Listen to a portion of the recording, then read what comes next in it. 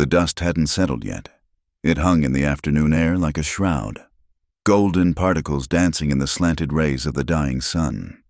The acrid smell of gunpowder still lingered, mixing with the scent of sage and dried earth that perpetually cloaked the town of Cedar Ridge. Sheriff Samuel Hayes stood in the middle of Main Street, his Colt .45 still warm in his hand, watching the crimson stain spread across the dirt where Jake Blackjack Morrison lay motionless. The crowd erupted in cheers. Men threw their hats in the air. Women clutched their children close with relief painted across their weathered faces. After 3 years of terror, the most notorious outlaw in the Arizona Territory was finally dead. "You got him, Sheriff!" Old Pete hollered from the saloon porch, raising a bottle of whiskey in salute. "That devil won't be robbing no more stages." Samuel holstered his weapon slowly, his gray eyes never leaving the body. The shootout had been brief but violent. Morrison had come into town bold as brass, probably drunk on his own legend, thinking he could rob the bank in broad daylight. The fool had underestimated Cedar Ridge's sheriff. "Someone fetch the undertaker," Samuel said quietly, his voice cutting through the celebration. "And clear the street. Show's over." The crowd began to disperse, their excited chatter filling the air. Justice had been served, they said.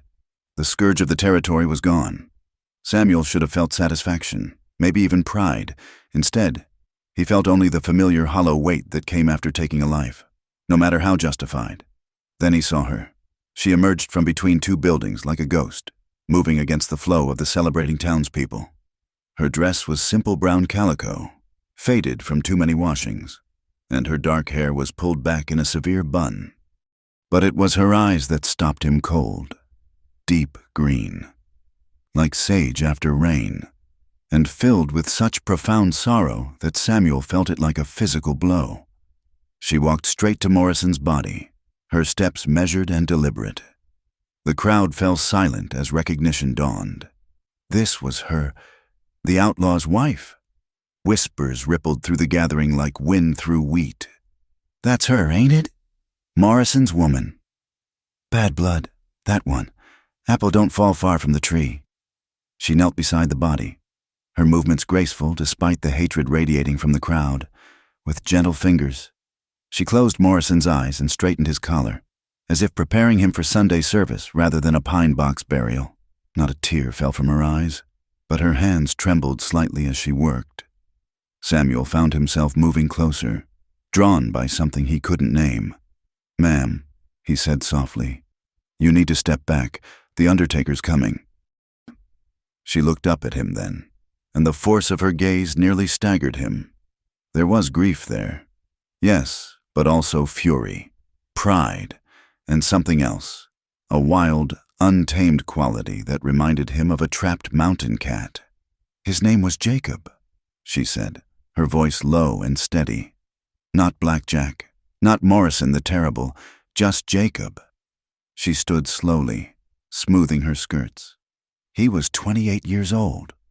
The crowd pressed closer, their sympathy evaporating like morning dew. Someone spat in the dirt near her feet. "Don't matter what his name was." A woman called out, "He was a killer and a thief. Murdered 3 men in Tucson. Robbed the Butterfield stage twice last month alone." The widow, Samuel realized he didn't even know her first name, stood straight backed amid the verbal assault. She didn't flinch, didn't cower, just lifted her chin and met their hatred with quiet dignity. "That's enough," Samuel said, stepping between her and the crowd. "Everyone go on home, now." Grudgingly, the townspeople began to disperse, though not without casting dark looks at both the widow and their sheriff. Samuel turned back to find her watching him with those unsettling green eyes. "I'll need to know where you're staying, ma'am," he said. "There'll be questions, forms to fill out." "Questions?" she repeated, a bitter smile touching her lips. "Yes, I imagine there will be." She glanced once more at her husband's body, then back at Samuel. "I have a room at Mrs.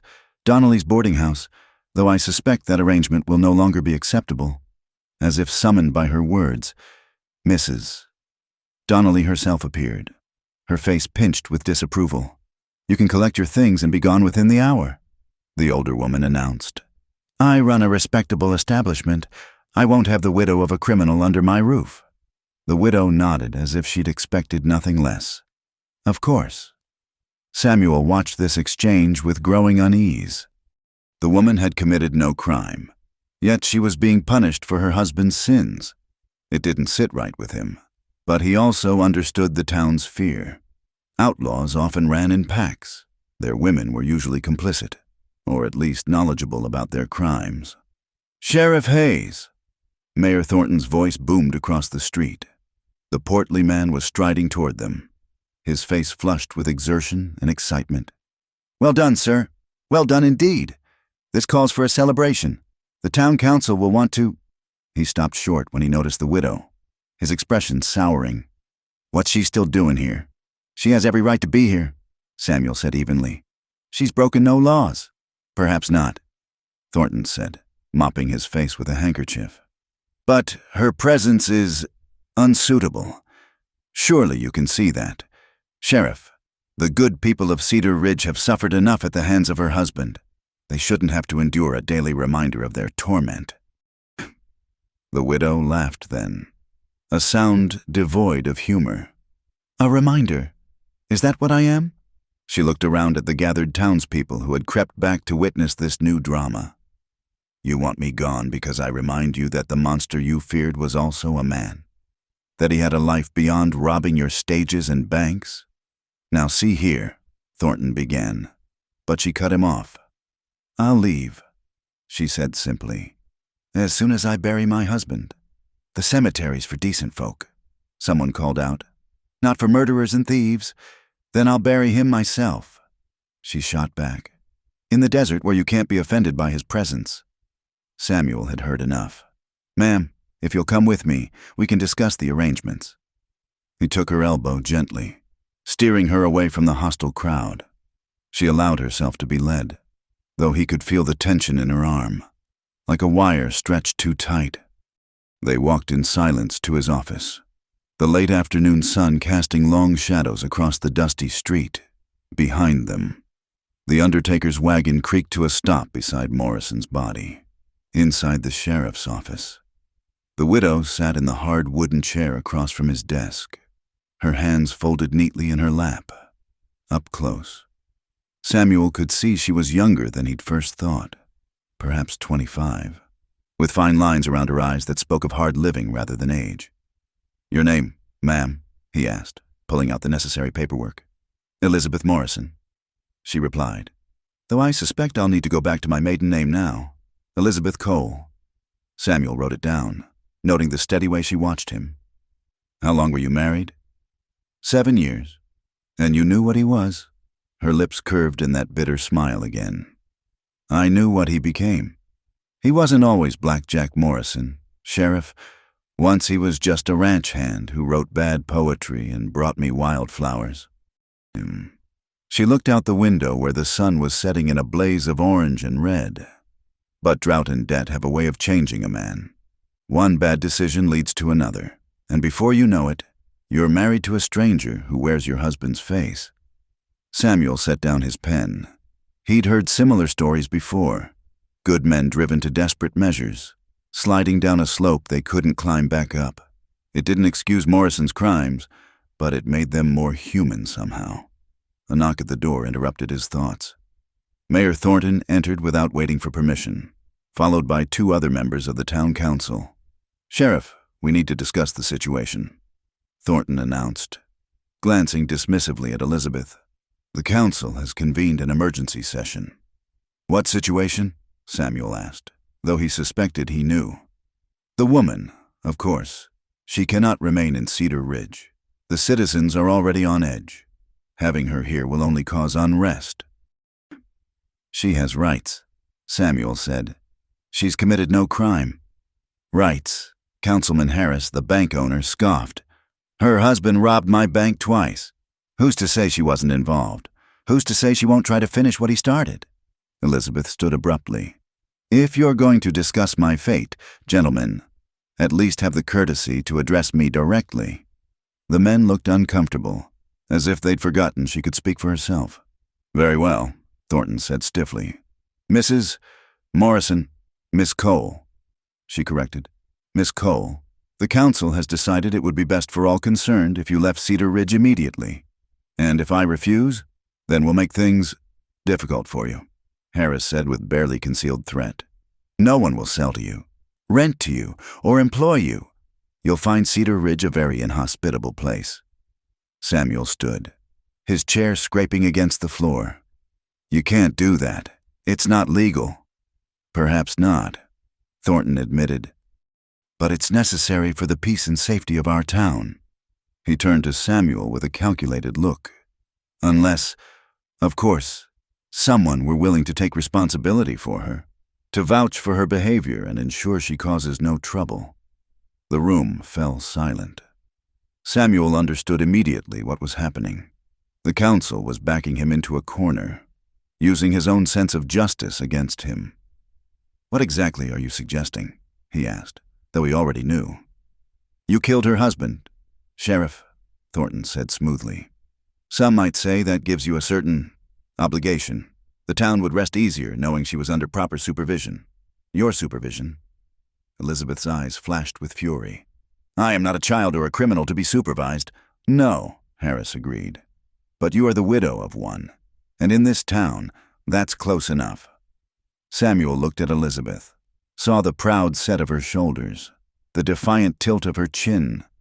She was like a wild thing backed into a corner, ready to fight even though she knew she couldn't win. The thought of turning her out into the desert with nowhere to go, no money, no protection, made something twist in his gut. "Fine," he heard himself say. "She can stay at my place, temporarily, until she gets on her feet." The room erupted. Elizabeth spun to face him, her eyes wide with shock and something that might have been rage. The councilmen exchanged satisfied looks. "Excellent," Thornton said. "That settles it then. We'll trust you to keep a close eye on her, Sheriff, for all our sakes." They filed out, leaving Samuel alone with Elizabeth. She stood frozen, staring at him with those green eyes that seemed to see right through him. "I didn't ask for your charity," she said, her voice low and dangerous. "It's not charity," Samuel replied, suddenly tired. "It's necessity. Unless you'd prefer to take your chances in the desert?" She was quiet for a long moment, and he could see the war playing out behind her eyes. Pride battling pragmatism, hatred wrestling with survival. "One condition," she said finally. "Name it." "I bury my husband first, properly, with words said over him." Samuel nodded. "I'll speak to the minister." "No," she said firmly. "I'll say the words myself. He wouldn't want a stranger who thought him damned speaking over his grave." "All right." She moved to the door, then paused with her hand on the handle. "You should know, Sheriff Hayes, that I hold you no gratitude for this. You killed my husband. Now you're taking me into your home like some stray dog. The town might see it as Christian charity, but we both know better." She turned to look at him one last time, and her words were soft but sharp as a blade. "The sheriff took the outlaw's widow, but this arrangement feels more like punishment than salvation. For both of us." Then she was gone, leaving Samuel alone with the dying light and the uncomfortable certainty that his life had just become infinitely more complicated. The morning after Jacob Morrison's burial was the color of ash. Elizabeth stood at the kitchen window of Sheriff Hayes's modest frame house, watching the sun struggle through a haze of dust that seemed to perpetually shroud Cedar Ridge. She'd been here 3 days now, existing in a state of careful neutrality with her reluctant host. The house itself was sparse but clean, typical bachelor quarters with the bare necessities and a little else. A main room served as both parlor and dining area, with a kitchen attached. 2 bedrooms sat at the back, separated by a narrow hallway. Samuel had given her the larger of the 2 without comment, moving his few possessions to the smaller room with the same silent efficiency he seemed to apply to everything. She heard his boots on the porch and quickly moved away from the window, busying herself with the coffee pot. He entered without knocking. It was his house, after all. bringing with him the scent of leather and morning air. "Coffee's ready," she said without turning around. "You don't have to do that," he replied, same as he had yesterday and the day before. "I pay my debts," she said, same as always. They performed this ritual each morning, a dance of obligation and resentment that set the tone for their days. She poured 2 cups and set one before him as he sat at the rough wooden table. He nodded his thanks, and they drank in silence. A knock at the door shattered their routine. Samuel frowned. Visitors this early rarely brought good news. He opened the door to find Mrs. Adelaide Hutchinson, the minister's wife, and Cedar Ridge's self-appointed moral guardian. "Sheriff Hayes," she said, her voice dripping disapproval. "I've come to see how you're managing."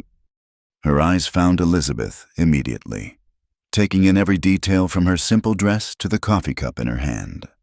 Elizabeth met her gaze steadily, refusing to be cowed. "We're fine, Mrs. Hutchinson," Samuel said, not moving from the doorway. "Are you?" She craned her neck to see past him. "The entire town is talking. Sheriff, a young widow living under your roof, unchaperoned. It's highly irregular." "The town council approved the arrangement," Samuel reminded her. "That doesn't make it proper." She sniffed. "Perhaps Miss Cole would benefit from some guidance. The Ladies' Temperance Society meets Thursday afternoons. We'd be happy to—" "To what?" Elizabeth interrupted, moving to stand beside Samuel. "Reform me? Save my soul from the taint of my husband's crimes?" "Mrs." Hutchinson's face flushed. "To offer you Christian fellowship. The same fellowship that was so eager to run me out of town?" Elizabeth's voice was calm but cutting. "Thank you, but I'll decline." The older woman's mouth tightened into a thin line. "Pride goeth before a fall. Miss Cole, you do well to remember that." She turned to Samuel. "And you, Sheriff, should consider your position in this community. Harboring this woman does you no credit." After she left, Elizabeth returned to the kitchen, her movements sharp with suppressed anger. Samuel followed, watching as she attacked the breakfast dishes with unnecessary force. "You didn't have to antagonize her," he said mildly. She whirled on him, eyes flashing. "Antagonize her? She came here to gawk at the outlaw's widow, to see how low I'd fallen. Should I have simpered and begged for her approval? It would make your life easier." "Easier?" She laughed bitterly. "Nothing about my life is easy. Sheriff, hasn't been for years." He studied her for a moment, the rigid set of her shoulders, the white knuckles gripping the dish rag. "Tell me about him," he said suddenly, "before he became Black Jack." The question caught her off guard. She turned slowly, searching his face for mockery or judgment, finding neither. She leaned against the counter, some of the fight draining from her. "He was kind," she said softly. "Gentle, even, could calm a spooked horse with just his voice. He used to sing to them, had a voice like honey over gravel." A ghost of a smile touched her lips. "Terrible songs, too, made them up as he went along. Rhymed Lady Fair with Anywhere, and thought himself a poet." Samuel found himself leaning forward, drawn by this glimpse of the man behind the legend. "We married young," Elizabeth continued. "Too young, my father said, but Jacob had dreams, wanted his own spread, cattle, horses, maybe children someday." Her voice caught slightly. "The drought of '76 killed those dreams along with half the territory's livestock. The bank called in loans nobody could pay. Jacob watched everything he'd worked for turn to dust. That's when he turned to robbing." She nodded. "Started small. A rich man's horse here, supplies there. Told himself he was just evening the score, taking from those who had too much." She met Samuel's eyes. "But stealing's like liquor. Sheriff, once you start, it's hard to stop. Each job got bigger, bolder. The gentleman I married disappeared piece by piece until only Black Jack remained." "You could have left him." "Could I?" she challenged. "Where would I have gone?" "Back to my father, who disowned me for marrying beneath my station. To any of the towns where my husband's name was cursed." She shook her head. "Besides, I kept hoping, Kept believing the man I loved was still in there somewhere, even when he came home with blood on his hands and wildness in his eyes. The pain in her voice was raw, real. Samuel felt an unexpected twist of sympathy. He'd seen good people destroyed by circumstances before, watched them make one bad choice that led to another until they were too far gone to turn back. Another knock interrupted them. This time it was Thomas Garrett, who owned the general store. "Sheriff," he said, pointedly ignoring Elizabeth, "I'm afraid there's been some trouble." Samuel stepped onto the porch, closing the door behind him. "What kind of trouble?" "Someone painted murderer's whore on my store window, in red paint." Garrett's voice was accusatory, right where she'd see it when she came for supplies. "Did you see who did it?" "No, but does it matter? The town's unsettled. Sheriff, having her here, walking our streets like she belongs, it's stirring up bad feelings. She has every right to walk the streets.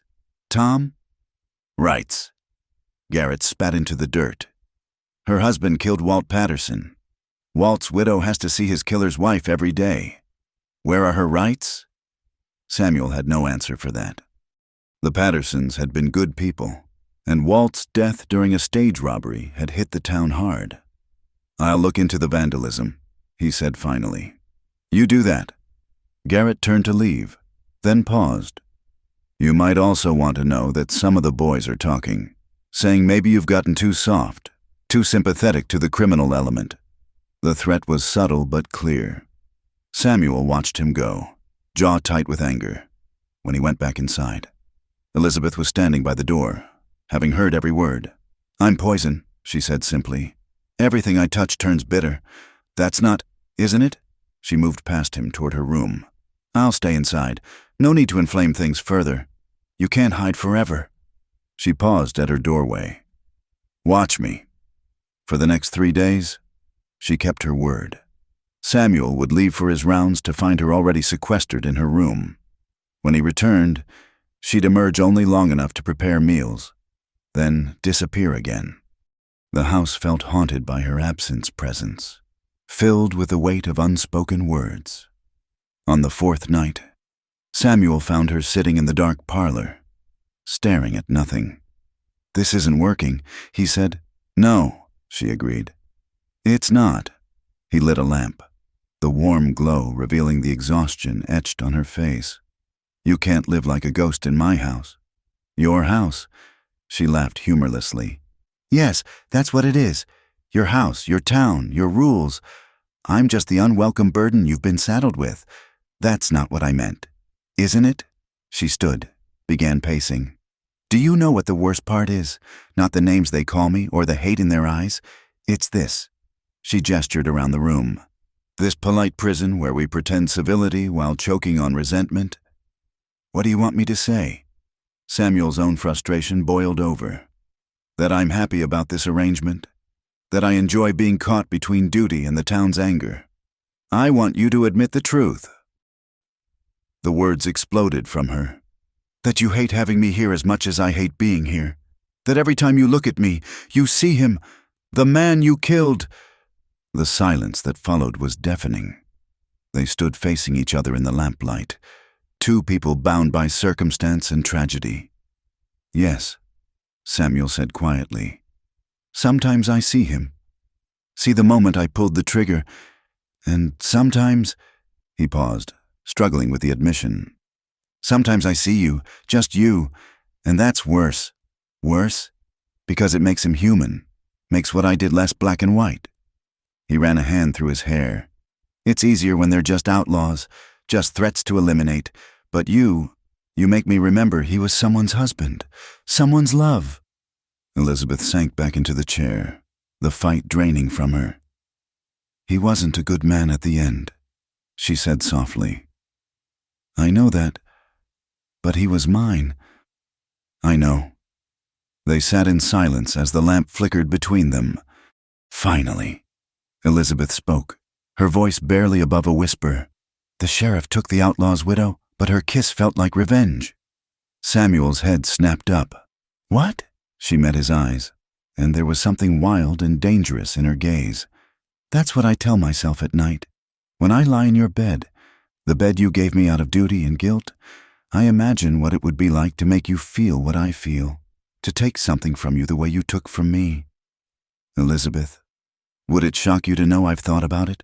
About seducing the righteous Sheriff Hayes, making him betray everything he stands for? She leaned forward, her eyes glittering. It would be the perfect revenge, the town's hero brought low by the outlaw's widow. Samuel couldn't breathe. The air between them crackled with tension, anger, grief, and something else neither wanted to name. But I won't, she continued, leaning back, because that would make me what they already think I am. And I have too much pride for that. She stood, moved toward her room, then paused. We're trapped, you and I, bound by their expectations and our own stubborn honor. The question is, which one of us will break first? She disappeared into the darkness of the hallway, leaving Samuel alone with the dying lamp and the terrifying realization that he didn't know the answer to her question. The drought came like a biblical plague. By mid-June, the Arizona sun had transformed from its usual harsh companion into a merciless enemy. The earth cracked like broken pottery, and dust devils danced across the barren landscape with increasing frequency. Wells that had sustained Cedar Ridge for decades began to run dry, and the creek that gave the town its name dwindled to a muddy trickle. Samuel stood on his porch at dawn, squinting at the cloudless sky. Another day without rain, another day of watching his town slowly strangle on its own thirst. How bad is it? He turned to find Elizabeth behind him, a cup of coffee in her hands. It had been 2 weeks since their confrontation in the parlor, and they'd settled into an uneasy truce. She no longer hid in her room, and he no longer pretended her presence didn't affect him. Bad, he admitted, taking the offered cup. The Hendersons lost half their cattle yesterday. Just dropped dead in the field. And the town's water? We've got maybe 3 weeks if we ration carefully. He paused. Less if people panic. Elizabeth moved to stand beside him, her eyes scanning the horizon. In '76, Jacob and I watched our whole herd die one by one. The smell... She shook her head. That's when I learned what desperation really meant. Is that when he started down his path? Yes. She glanced at him. Drought has a way of revealing who we really are. Sheriff, strip away comfort and civility, and you see the truth underneath. As if to prove her point, a commotion erupted down the street. Samuel set down his cup and reached for his gun belt. Stay here, he said, but Elizabeth was already following him. A crowd had gathered at the well in the town square. Dan Muller, a German immigrant who ran a small farm outside town, was squared off against 3 men from the Triple Bar Ranch. That's our water, Muller shouted, his accent thickening with anger. We have rights same as you. Rights? Jack Colton, the ranch foreman, spat. You sodbusters already used your share. This water's for cattle operations now. My children are thirsty. Should have thought of that before you tried farming in a desert. Samuel pushed through the crowd. What's going on here? These ranch hands are refusing to let us draw water, Muller's wife explained, clutching a baby to her chest. They say it's only for the big operations now. Mayor Thornton's orders. Colton said with a smirk. Cattle ranches get priority. They bring in more money than dirt farms. Since when does the mayor decide who gets water? Samuel demanded. Since the town council met last night. Emergency measures, they called it. Colton's eyes found Elizabeth in the crowd, and his smirk widened. Surprised you weren't invited. Sheriff, but then you've been distracted lately. Samuel felt Elizabeth tense beside him, but she remained silent. Everyone gets water, Samuel said firmly. That's the law. Mayor says different. The mayor doesn't supersede territorial law. Samuel stepped closer to Colton. Move aside. For a moment, violence hung in the air like heat shimmer. Then Colton stepped back, hands raised in mock surrender. Your call, Sheriff. But don't blame us when the wells run completely dry and folks start looking for someone to blame. His eyes cut to Elizabeth again. Course, they might already have someone in mind. Drought started right about the time she showed up. Makes a man wonder. That's enough. Samuel growled. Colton tipped his hat mockingly and sauntered off with his companions. The crowd dispersed slowly, the Mullers drawing their water under Samuel's watchful eye, but the damage was done. He could see it in the sideways glances, hear it in the muttered conversations. Suspicion was taking root, fertilized by fear and desperation. That afternoon, Samuel found Elizabeth in the small garden behind the house, trying to coax life from the dying vegetables with their meager water ration. "You shouldn't have come this morning," he said. She didn't look up. "Hiding won't make them hate me less." "No, but it might keep you safer." "Safe?" She laughed bitterly, sitting back on her heels. "I haven't felt safe since the day Jacob first came home with blood on his hands." Samuel crouched beside her, studying her profile.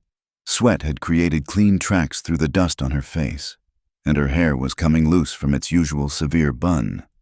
She looked younger, more vulnerable. "You know how to shoot?" he asked suddenly. She turned, surprised. "Jacob taught me. Said a woman alone needed to protect herself." "Show me." She stood, brushing dirt from her skirts. "Why?" "Because Colton was right about one thing. When people get desperate, they look for someone to blame, and you're an easy target." An hour later, they stood behind the house with Samuel's spare Remington. Elizabeth handled the weapon with easy familiarity, checking the chambers and testing the weight.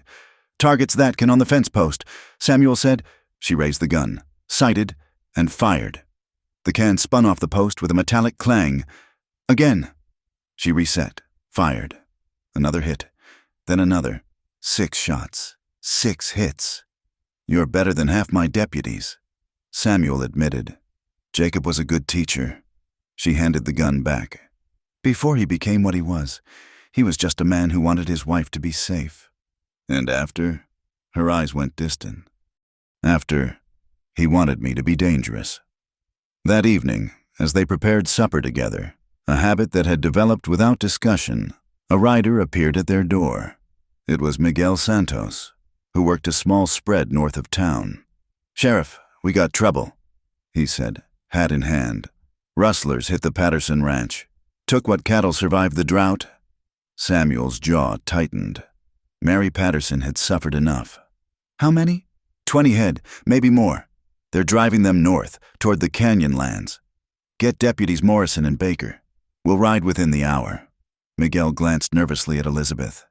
"Sheriff, folks are saying, well, they're wondering if maybe some of Black Jack's old gang might be involved." "Black Jack's dead," Samuel said flatly. "His gang scattered." "Yes, sir, just be careful." After Miguel left, Elizabeth turned to Samuel. "I'll prepare supplies for your ride." "Elizabeth, don't." She held up a hand. "Don't tell me it has nothing to do with me. Everything has to do with me now." She moved efficiently around the kitchen, packing food and filling canteens. "How long will you be gone?" 2 days, maybe 3. I can manage." He caught her arm as she passed. "If there's trouble while I'm gone, I'll handle it." She met his eyes steadily. "I've been handling trouble longer than you know." He released her, disturbed by the urge to pull her closer instead. "There's a shotgun in the hall closet. Shells on the top shelf." "I know, I've seen it." Of course she had. Elizabeth missed nothing, cataloged everything. Survival habits of a woman who'd lived on the edge too long. Samuel and his deputies rode out as the sun set, painting the desert in shades of blood and gold. Elizabeth watched from the porch until they disappeared into the gathering darkness, then went inside and barred the door. The first night passed quietly. She kept the shotgun within reach and slept lightly, years of practice making her alert to every sound. But the second night brought visitors. She woke to the sound of breaking glass, moving silently. She grabbed the shotgun and crept to the front room. A rock lay among shattered window glass, a note tied around it. By lamplight, she read the scrawled message, "Get out, witch, or burn with the house." Voices outside. Multiple men, drunk on whiskey and righteousness. She recognized Tom Garrett's slurred tones. A few ranch hands, others she couldn't place. "Come on out, woman," someone shouted. "Time to answer for the curse you brought." Elizabeth's mind raced. She could try to run, but they'd likely surrounded the house. Could barricade herself in. But if they had torches... Instead, she did what they didn't expect. She threw open the front door and stepped onto the porch, shotgun raised. "First man who moves gets both barrels," she announced, her voice carrying clear in the night air. The mob, about 8 men, froze. They'd expected a cowering woman, not this fierce figure in white nightclothes, wielding death with steady hands. "Now, you've got liquor courage," Garrett stammered. "Won't last when we..." Elizabeth fired into the air, the blast echoing like thunder. Several men flinched back. "That was your warning," she said, reloading with practiced ease. "Next one goes center mass. Who wants to explain to their widow why they died attacking an unarmed woman?" "You ain't unarmed," someone protested. "Not anymore." She smiled coldly. "My husband taught me well. Want to find out how well?" They milled uncertainly. Mob courage was a fragile thing, easily shattered by determined resistance. "This ain't over," Garrett finally said. "Sheriff can't protect you forever." "I don't need protection," Elizabeth replied. "I need you off my property before I forget I'm trying to be civilized." They retreated, grumbling threats, but they retreated. Elizabeth stayed on the porch until she was sure they were gone, then went inside to sweep up glass and wait for dawn. Samuel returned late the next day, dusty and exhausted. They'd caught the rustlers, drifters taking advantage of the chaos. No connection to Jacob's old gang. He was looking forward to a hot meal and... He pulled up short at the sight of the boarded window. Elizabeth met him at the door, taking his horse's reins. "Welcome back." "What happened?" "Some gentlemen came calling. We discussed their concerns." She led his horse to the small stable. They decided to leave. Samuel followed, noting the shotgun propped just inside the door. "How many?" 8, maybe 9. Tom Garrett was the ringleader. "Are you hurt?" She glanced at him, something softening in her expression. "No." He wanted to rage, to hunt down every man who'd threatened her. Instead, he asked, "Why didn't you run?" Elizabeth finished unsaddling his horse, her movements deliberate. "Where would I go? This is..." She paused. "This is where I am now." Not home. She couldn't say home, but something in the way she looked at him made his chest tight. "I'll talk to Garrett," he said. "Don't." She faced him in the dim stable. "They're scared. Samuel, scared of the drought, of losing everything. I'm just a convenient target for their fear." It was the first time she'd used his given name. The intimacy of it hung between them. "That doesn't make it right." "No," she agreed, "but it makes it human." She touched his arm briefly. "You look exhausted. I'll heat water for a bath."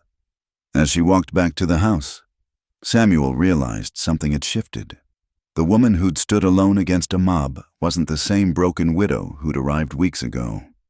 The drought was revealing who they really were.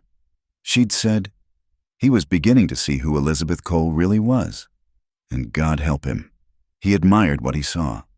That night over supper, she told him about the confrontation in detail, her voice matter of fact. When she described facing down the mob, he saw a flash of the woman Jacob Morrison must have fallen in love with, fierce, unbowed, magnificent in her defiance. "You could have been killed," he said. "But I wasn't." She met his eyes across the table. "I'm stronger than they think, stronger than you think. I'm beginning to understand that." She smiled then, a real smile that transformed her face. "Good, because this drought's just beginning, and we'll need all the strength we can find." Outside, the wind howled through the canyonlands, carrying dust and the promise of harder days ahead. But inside, in the lamplight, something new was taking root between them. Not love, not yet, but understanding. And in a drought, sometimes understanding was enough to sustain hope. The heat had become a living thing, pressing down on Cedar Ridge like the palm of an angry god. 3 weeks had passed since the mob tried to drive Elizabeth out. And in that time, the drought had tightened its stranglehold on the town. The creek was now completely dry, its bed a scar of cracked earth and bleached stones. Even the hardy mesquite trees were beginning to wilt. Samuel found Elizabeth at dawn. Standing over the garden she'd tried so hard to save, the last of the vegetables had withered overnight, their leaves brown and brittle. "I'm sorry," he said quietly. She knelt and touched a dead tomato plant, her fingers gentle as if it could still feel. "My mother grew tomatoes in Virginia, huge, red things that burst with juice when you bit them. She said the secret was love. You had to talk to them, encourage them." A bitter smile touched her lips. "Seems love isn't enough in the desert." "Elizabeth." "We're down to 2 barrels of water," she interrupted, standing and dusting off her skirts. "At this rate, we'll be dry by week's end." Samuel had been dreading this conversation. "I know. The town council meets today to discuss options. Rationing won't help anymore. Not when there's nothing left to ration." She looked at him directly. "What will you do when they start talking about who deserves water and who doesn't?" Before he could answer, the sound of approaching riders made them both turn. Deputy Morrison, no relation to Blackjack, despite the unfortunate name, was leading a group of townsfolk, their faces grim. "Sheriff, we got bigger problems," Morrison said. "The Garrett well just went dry. That was the last private well in town." Tom Garrett himself was among the group, his previous hostility toward Elizabeth temporarily forgotten in the face of this crisis. "My family's been on this land 40 years, he said, his voice cracking. "That well never failed us before." "What about the town well?" Samuel asked. "Still producing, but barely. Maybe a week's worth if we're careful." The group looked to Samuel expectantly, as if he could somehow conjure water from the desert air. He felt the weight of their desperation, their need for someone to provide answers he didn't have. "All right," he said finally. "Emergency town meeting tonight. We'll discuss all options." As the group dispersed, Garrett lingered. He glanced at Elizabeth, then back at Samuel. "Sheriff, about that night. I was drunk, scared. That's no excuse. But save it, Tom," Elizabeth said coolly. "Apologies won't bring water." Garrett flushed but nodded. "Fair enough. Just wanted you to know." After he left, Samuel turned to Elizabeth. "That was gracious of him. Was it? Or is he just hedging his bets in case I really am a witch who can curse the rain away?" She shook her head. "Fear makes people do strange things. Sometimes it makes them cruel. Sometimes it makes them kind. Both are just survival instincts." That afternoon, Samuel made his rounds through town, and what he saw chilled him despite the heat. The Hendersons were loading their wagon, preparing to abandon their homestead. The schoolhouse sat empty. Miss Palmer had dismissed classes indefinitely to conserve water. Even the saloon had stopped serving whiskey, unwilling to spare the water for cleaning glasses. He found Doc Winters tending to an elderly Mexican woman who'd collapsed from heat exhaustion. "Third one today," the doctor said grimly. "The old and the young go first. Always do." He wiped his hands on a cloth that was more dust than fabric. "You know what's coming, Sam." "I know. Town's gonna tear itself apart fighting over the last drops. Seen it before. Back in Kansas during the drought of '60. Winters looked older than his 60 years. Got ugly then. It'll get uglier here." As Samuel headed back to his office, he noticed a crowd gathering near the bank. Raised voices carried on the hot air. He quickened his pace. A group of ranch hands from the Triple Bar had cornered Miguel Santos and 2 other Mexican farmers. "You people are using more than your share," Jack Colton was saying. "All them kids, all them animals. Time to move on. We have same rights as you," Miguel protested. "We are citizens. Citizens." Colton spat. "You're thieves, is what you are, stealing water from real Americans." Samuel pushed through the crowd. "That's enough, Colton. Sheriff." Colton's smile was sharp as a blade. "Just having a conversation about resource management. Conversation's over. Move along." "Or what? You'll arrest me? Who's gonna work the ranches then? Who's gonna keep what's left of the economy running?" Colton stepped closer. "Face it, Sheriff, Your authority only matters if people choose to recognize it, and folks are starting to choose survival over law." The crowd murmured agreement. Samuel saw the danger clearly, the thin veneer of civilization starting to crack under pressure. "Anyone who takes the law into their own hands will answer for it," he said, making eye contact with the crowd. "That's not a threat. It's a promise." Colton backed off, but his smile remained. "We'll see. Sheriff, we'll see." That evening, the town meeting was held in the church, the largest building that could hold everyone. The pews were packed, the air thick with sweat and tension. Elizabeth had insisted on coming despite Samuel's concerns. "I won't hide," she'd said. "Not anymore." She sat in the back row, spine straight, ignoring the whispers and stares. Samuel stood at the front with Mayor Thornton and the town council. "Folks, we all know why we're here," Thornton began, mopping his face with an already soaked handkerchief. "The situation is dire. We need to make hard decisions." "What decisions?" someone called out. "Ain't no decision gonna make it rain." "We need to send wagons to Fort Buchanan," Councilman Harris suggested. "Buy water from their supplies." "With what money?" another voice demanded. "Banks near empty since nobody can pay their loans." The meeting descended into arguments, each faction protecting their own interests. Ranchers versus farmers, established families versus newcomers, everyone looking for someone else to sacrifice. Then Jack Colton stood. "I got a suggestion." The room quieted. "Seems to me we're wasting time talking about sharing when we should be talking about who belongs here and who doesn't." His eyes found Elizabeth. "We all know this drought started when she showed up. Maybe it's time to correct that mistake." "You're talking nonsense," Samuel said sharply. "Am I?" Woman shows up, cursed by her outlaw husband's blood, and suddenly the rain stops? That's not nonsense. That's fact. That's superstition. Call it what you want," Colton addressed the crowd. "But I say we give her a choice. Leave town voluntary-like, or we help her along." The crowd stirred uneasily. Some nodded agreement. Others looked uncomfortable but didn't protest.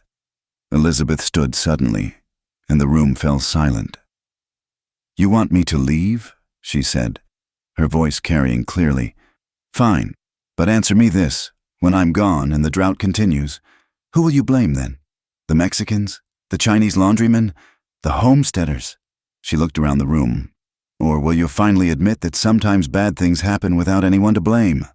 Bad things happen more around some people." Someone muttered. Elizabeth laughed, a sound sharp as breaking glass. "Yes, they do. They happened around my husband. They happened to me. And now they're happening to you. But I didn't bring this drought any more than I brought the war or the plague or any other suffering in this world." She moved to the aisle, every eye following her. "But if it will ease your minds, I'll make you a bargain. I'll leave Cedar Ridge when the sheriff asks me to, not before." All eyes turned to Samuel. He felt the weight of their expectation, their need for someone to sacrifice to their fear. He stood slowly. "Elizabeth Cole stays. She's under my protection and the protection of the law. Anyone who threatens her threatens me." The room erupted, shouts of anger, of disbelief, of accusation. Mayor Thornton banged his gavel uselessly. "You're choosing her over your own town," Colton shouted over the noise. "I'm choosing law over mob rule," Samuel replied. "I'm choosing the reason over superstition. That's what you pay me for. Maybe it's time we stopped paying you." The threat hung heavy in the air. Samuel saw his position, his authority, balanced on a knife's edge. Then Elizabeth spoke again, her voice cutting through the chaos. 3 days. The room quieted. "Give me 3 days," she said. "I know where there might be water." "What are you talking about?" Thornton demanded. She looked at Samuel, something passing between them. "My husband spent years in these hills. He knew every hidden spring, every seasonal creek. He told me about a place, a box canyon north of here, where water collects underground. Might still be there, deep enough to survive the drought." "And you're just mentioning this now?" Harris accused. "Would you have listened before, or would you have assumed I was leading you into an outlaw's trap?" The crowd exchanged glances. She had a point. "It's a day's ride into rough country," she continued.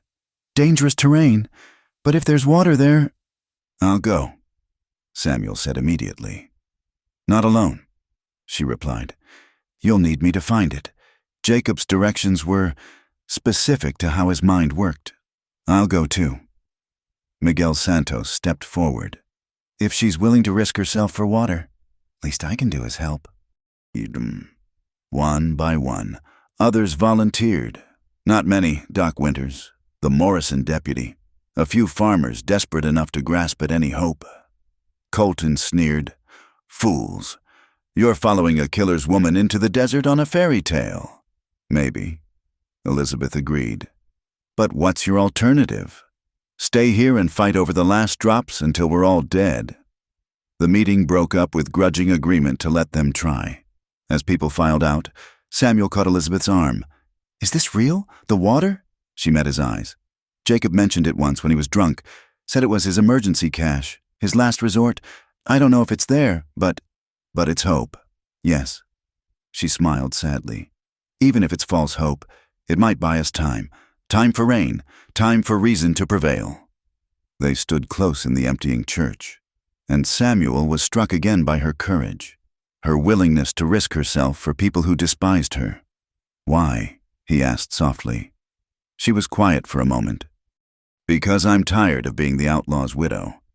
Maybe it's time to be something else." "What?" She looked at him, and something flickered in her eyes. Vulnerability, warmth, possibility. "I don't know yet, but I think I'd like to find out." Outside, heat lightning flickered on the horizon, promising nothing but illuminating everything. In 3 days, they would ride into the desert searching for water and redemption. And Samuel realized that somewhere between duty and compassion, between law and justice, he'd stopped seeing Elizabeth as his burden and started seeing her as his partner. The thought should have frightened him. Instead, for the first time since the drought began, he felt something like hope. The sandstorm struck on their second day out. It rolled across the desert like a brown wall of fury, blotting out the sun and turning day into a choking twilight.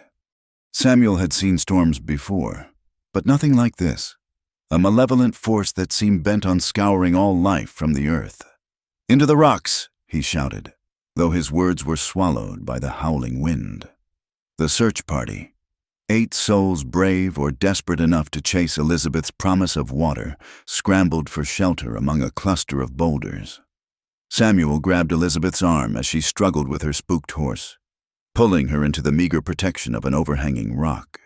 They huddled together as the storm raged, sand finding every gap in their clothing, scoring exposed skin like tiny knives. Elizabeth pressed her face against Samuel's shoulder, and he wrapped his arms around her, shielding her as best he could. Time lost meaning in the brown darkness. Could have been minutes or hours before the wind finally began to die, leaving them coughing and half buried in fresh dunes. "Everyone accounted for?" Samuel called out, spitting grit. Voices answered from various hiding spots. Doc Winters cursing creatively, Deputy Morrison digging out supplies, Miguel Santos praying in rapid Spanish. They'd survived, but their water supplies hadn't been so fortunate. 2 barrels had been smashed by flying debris, their precious contents already absorbed by the thirsty sand. "We should turn back," Morrison said, voicing what they were all thinking. "With what water?" Elizabeth countered. She'd emerged from shelter looking like a desert spirit, covered in dust but unbroken. "We've come too far. The canyon's less than a day's ride now." "If it exists," someone muttered. She turned sharply. "It exists. Jacob didn't lie about water. He couldn't afford to." They pressed on, rationing what little remained. The landscape grew increasingly hostile razor-edged rocks, narrow passages that could hide a dozen ambush spots, the kind of terrain outlaws favored because lawmen feared it.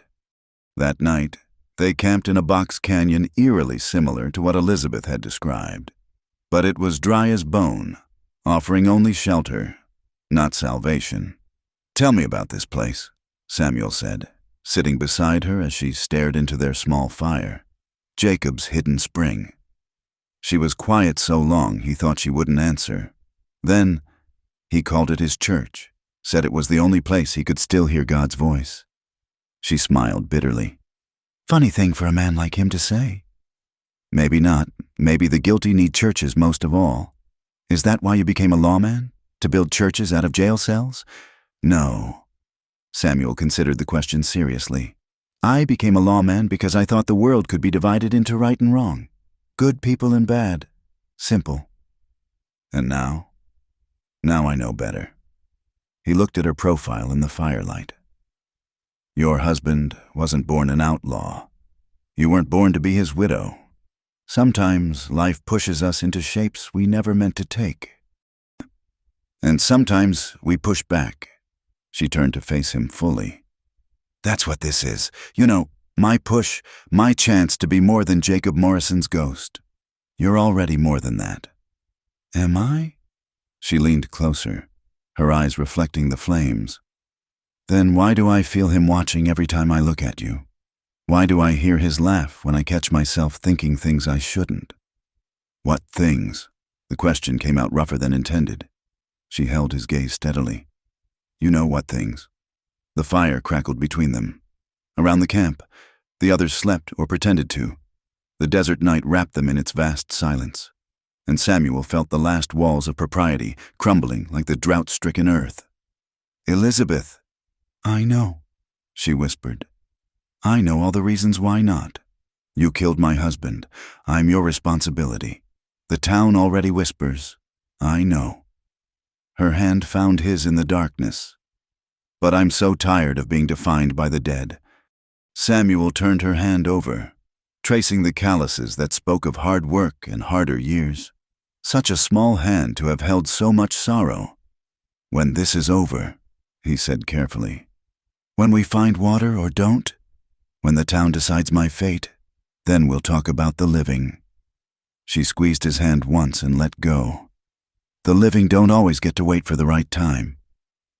Morning brought new trials. Their remaining water was down to what each person carried in their canteen. Doc Winters was showing signs of heat exhaustion despite his efforts to hide it. Even the horses were struggling. One more day, Elizabeth promised, studying the landscape with intense concentration. Jacob said to look for 3 peaks like fingers pointing at heaven. There. She indicated a formation ahead. Beyond that is a hidden valley. They pushed on, following her lead through increasingly treacherous terrain. Twice they had to dismount and lead the horses through passages so narrow they had to remove the saddlebags. Samuel noticed Elizabeth growing more animated as they progressed, as if she could smell the water ahead. Then, just as the sun reached its merciless apex, they crested a rise and saw it. The valley spread below them like a secret cupped in the desert's palm. And there, impossible but real, was green. Actual vegetation clustered around what could only be a water source. Mother of God, Miguel breathed. They descended carefully, hardly daring to hope, but it was real, a natural spring bubbling up from deep underground, feeding a small pool before disappearing again into the sand. The water was cool and clear, sheltered by overhanging rocks that had protected it from the worst evaporation. Men who hadn't prayed in years fell to their knees in thanksgiving. Doc Winters actually wept. They drank carefully at first, then more freely, filling their containers and letting the horses drink their fill. How much is here? Morrison asked. Ever practical. Elizabeth was already exploring the edges of the pool. More than it seems. See how it bubbles up. This is fed by something deep, probably an underground river. With proper equipment, we could dig out the pool, maybe even pipe water to town. That's a lot of work, Samuel said. Joining her? Yes, she smiled, and it was like sunrise. But it's hope. They spent the rest of the day exploring the valley, finding evidence of Jacob's past presence, old campsites, cached supplies wrapped in oilcloth, even carved initials on a rock face, JM and EC, surrounded by a crooked heart. Elizabeth traced the letters with one finger. Our first year, before everything went wrong, she turned to Samuel. He brought me here once, when we were running from a posse. I was so frightened, but he said as long as we had water, we had a chance. He was right. About that, yes, about so many other things. She shook her head. It doesn't matter now. What matters is saving Cedar Ridge. They started back the next morning, laden with full water barrels and renewed purpose. The return journey seemed shorter. Despite their heavy loads, hope has a way of lightening burdens. But as they neared town, they saw smoke rising in black columns against the sky. Samuel spurred his horse forward, the others following. They crested the last rise to see chaos below. Part of the town was burning, and in the streets, two mobs faced each other. Colton's ranch hands against the Mexican farmers and anyone else deemed unworthy of water. They started fighting over the well, Morrison explained. Riding up beside them, Colton's group tried to seize control. When Santos's people resisted, he gestured at the burning buildings. "Where's the fire brigade?" Samuel demanded. "Can't spare the water," Morrison said grimly. Samuel turned to the others. "Get those barrels to the well. Make sure everyone knows we found water. Elizabeth, you—" But she was already gone. Spurring her horse toward the flames, Samuel cursed and followed. She dismounted near the schoolhouse, which was dangerously close to the spreading fire. There might be people inside. Together they searched the building, finding it empty but for one terrified child huddled in a back room. Little Maria Santos, Miguel's daughter. Elizabeth gathered the girl in her arms. "It's all right. Pequena, your papa's coming." They emerged to find the firefight had moved closer. Gunshots echoed off buildings as both sides took cover and traded fire. Samuel shielded Elizabeth and Maria, trying to find a safe path through the chaos. Then he saw Colton, taking aim at Miguel Santos from behind cover. "No!" Elizabeth thrust Maria at Samuel and ran toward Colton. The gunman turned, his rifle swinging toward her. Time slowed. Samuel saw it all with terrible clarity. Colton's finger on the trigger. Elizabeth directly in the line of fire, no time to draw his own weapon. Elizabeth didn't hesitate. The derringer appeared in her hand as if by magic. Jacob's hidden gift, carried all these weeks. She fired once. Colton spun and fell, clutching his shoulder. His rifle discharged harmlessly into the air. The sudden violence shocked both mobs into stillness. Elizabeth stood in the middle of the street, the tiny gun still in her hand, looking as surprised as anyone by what she'd done. "Enough!" Samuel's voice carried over the crackling flames. "We found water. There's water enough for everyone." The news spread like wildfire. Weapons lowered. The bucket brigade finally formed, using the new water to fight the flames. Even Colton's men helped, their leader forgotten as survival took precedence over conflict. Hours later, with the fire out and order restored, Samuel found Elizabeth sitting on the porch steps of his house. She'd washed the soot and sand away, but exhaustion was etched in every line of her body. "You saved Miguel's life," he said, sitting beside her. "And Maria's, maybe the whole town." "I shot a man." Her voice was hollow. "Just like Jacob would have." "No." Samuel took her hand firmly. "Nothing like Jacob. You shot to wound, not kill. You acted to save lives, not take them. That's the difference between justice and outlawry." She looked at their joined hands. "Is it? Or is it just what we tell ourselves to sleep at night?" "Sometimes the stories we tell ourselves are what keep us human." She leaned against his shoulder, and they sat in silence as the sun set over Cedar Ridge. The town was scarred but surviving. Water barrels were being distributed equally, plans already forming for a proper pipeline from the spring. "What happens now?" Elizabeth asked softly. "Now we rebuild. We heal. We hope for rain but prepare for drought." "I meant with us." Samuel was quiet for a moment. "I don't know, but I know I'm done letting the past dictate the future. Jacob's dead. The woman who was only his widow, she died somewhere out in that desert. What's left is just Elizabeth and Samuel, and whatever we choose to be." She lifted her head to look at him. "The sheriff took the outlaw's widow," she said softly, echoing words from weeks ago. But her kiss felt like... She didn't finish. Instead, she leaned up and kissed him, soft and sweet and tasting of hope rather than revenge. When they parted, she smiled, like a beginning. Above them, Clouds were gathering on the horizon. Not enough for rain, not yet, but enough for possibility. The drought would break eventually. It always did.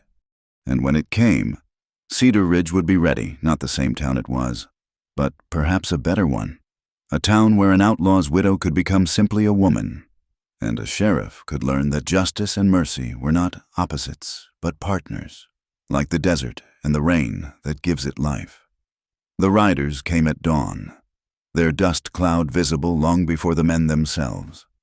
Samuel stood on the porch, coffee growing cold in his hand, counting the horses. 8, maybe 10, too many for travelers, too organized for drifters. His gut told him what his mind already suspected. This was about Jacob Morrison's legacy finally catching up to them. Samuel?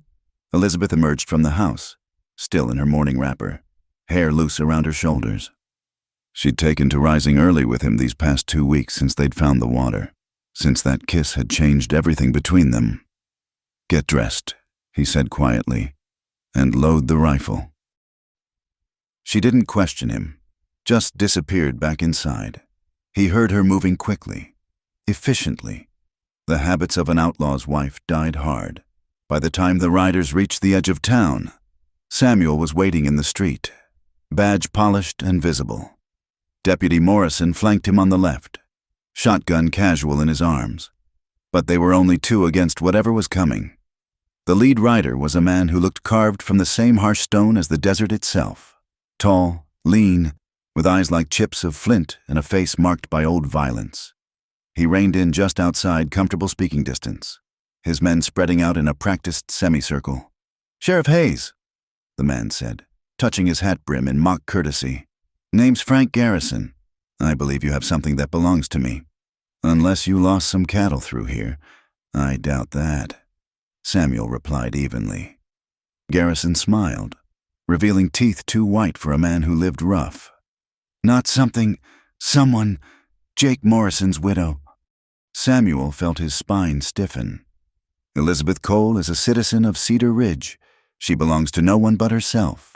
See, that's where you're wrong." Garrison leaned forward in his saddle. "Jake owed me big $3,000 from a job that went sideways. He promised to make good on it, but then you went and put him in the ground. His debts died with him." "Did they now?" Garrison's smile widened.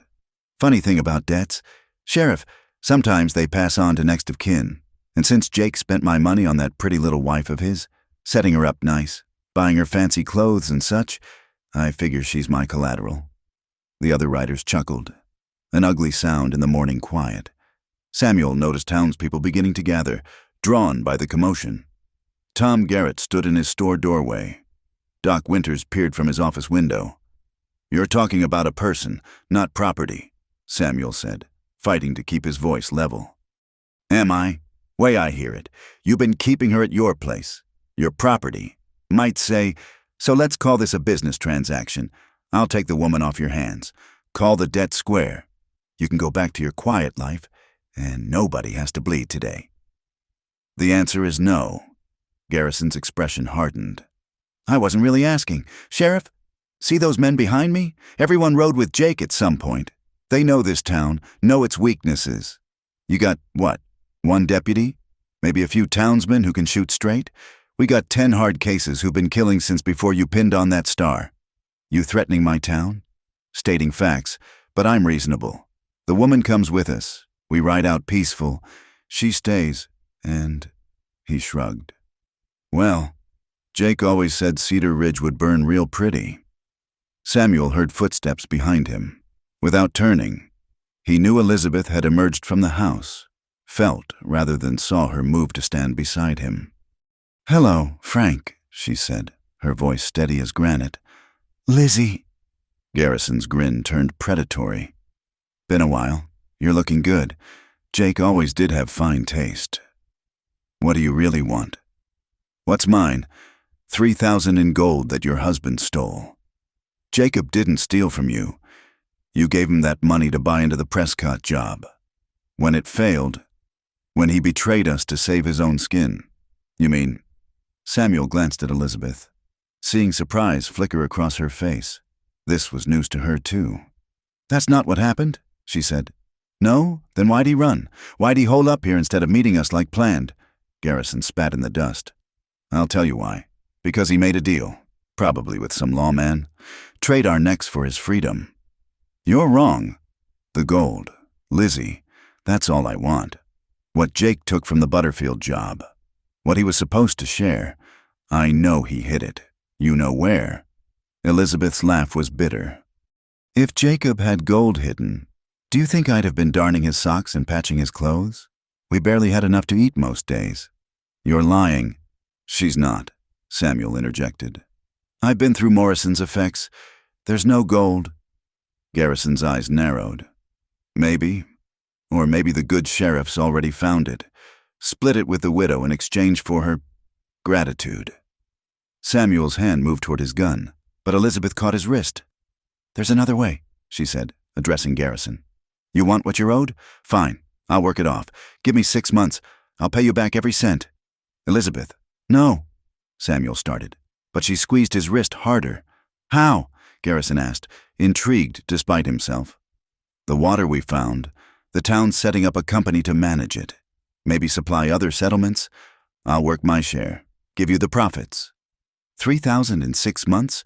From water? This drought won't last forever, but the fear of it will. Every town in the territory will want guaranteed water supplies. It's a gold mine.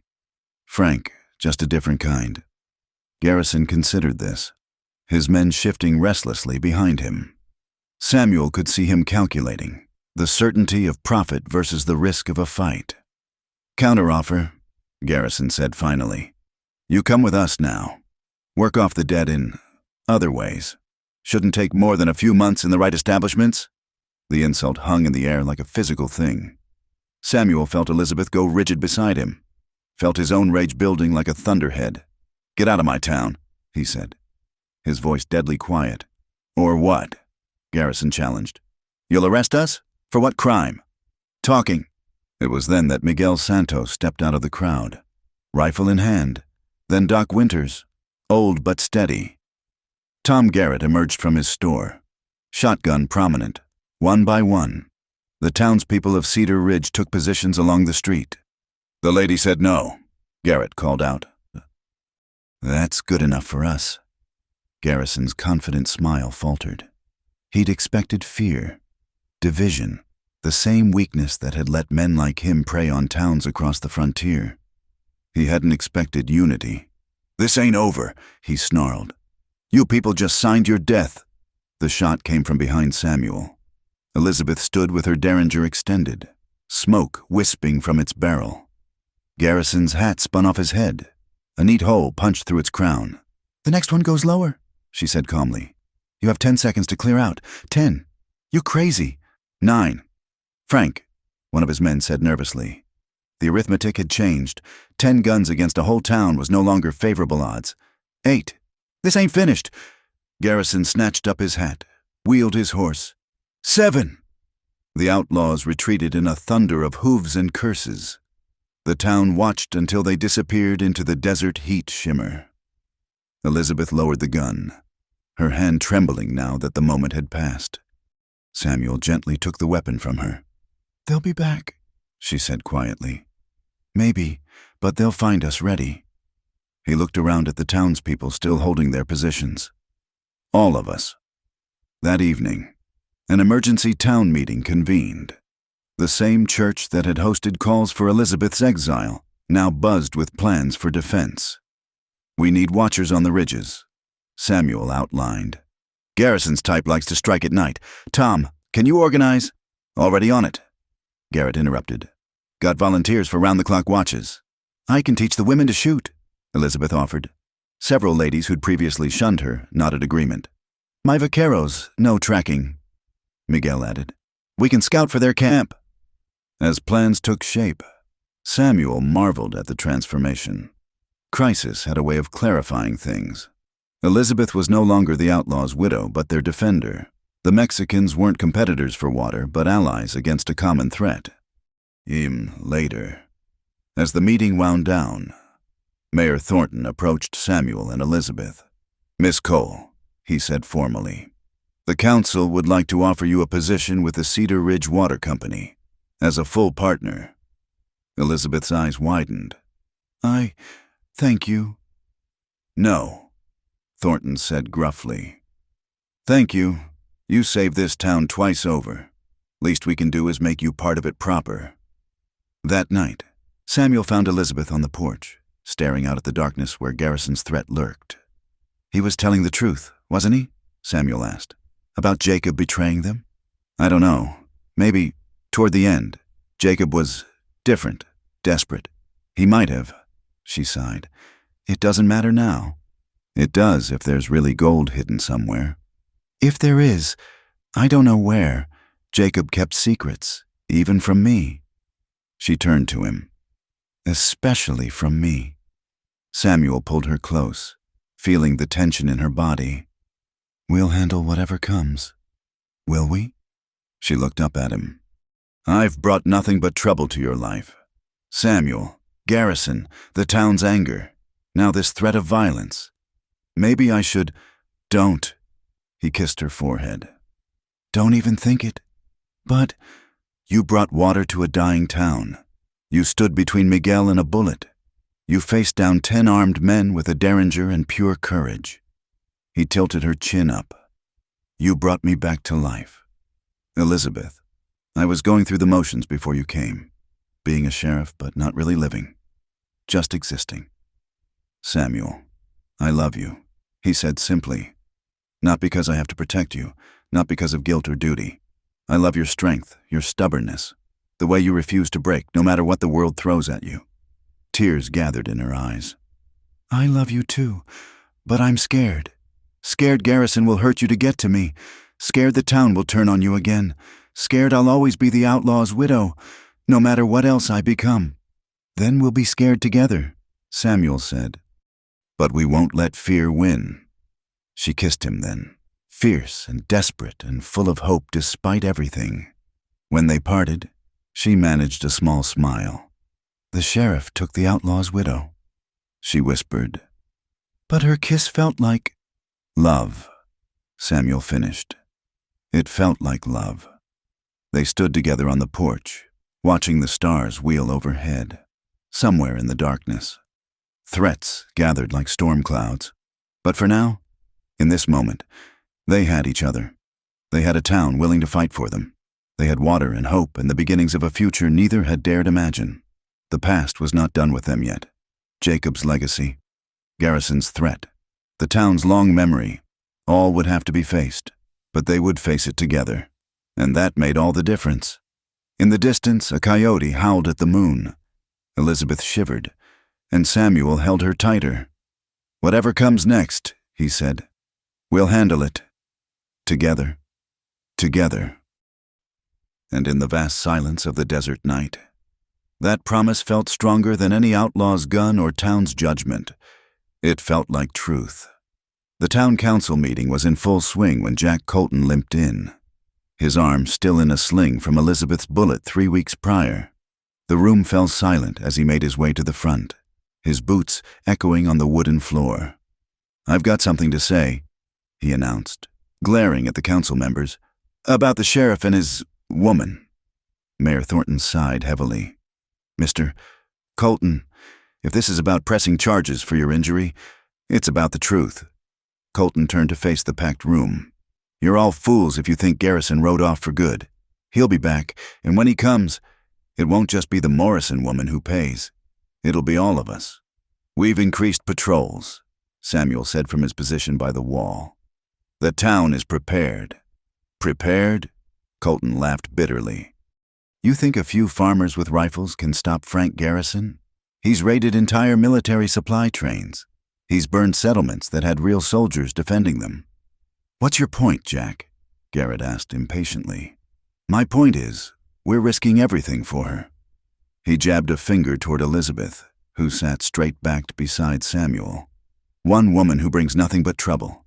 Give her to Garrison. Let her pay her husband's debts and leave us in peace. The room erupted in arguments. Some voiced agreement. Others shouted Colton down. Through it all, Elizabeth remained silent, her face a mask of calm. Samuel stepped forward. We've had this discussion. The town voted. Elizabeth stays. The town voted before Garrison showed up with 10 killers. Someone called out. 11, Elizabeth corrected quietly. Everyone turned to stare at her. Frank always travels with 11 men. The 12th watches the horses during raids. Jake told me. You see? Colton seized on this. She knows their tactics. She's one of them. I know their tactics because I lived in fear of them for 3 years. Elizabeth shot back, standing. Because Jake would come home talking about Frank's cruelty, his love of burning out families who couldn't pay protection money. Then you know what he's capable of. Colton pressed. You know what he'll do to this town. Yes, Elizabeth agreed. I do, which is why I'm offering another solution. The room quieted. I'll meet with Frank. Alone. Try to negotiate. Absolutely not, Samuel interrupted. She turned to him. Samuel, no. His tone brooked no argument. We don't negotiate with outlaws. We don't sacrifice our people to them. That's not who we are. Pretty words. Colton sneered. But when the bullets start flying and the buildings start burning, we'll see how... The church door burst open. Miguel's eldest son, Pablo, ran in, face flushed with exertion. Riders coming, he gasped. From the north, maybe 20 men. The meeting dissolved into chaos as people rushed outside. In the distance, a dust cloud marked the approaching force.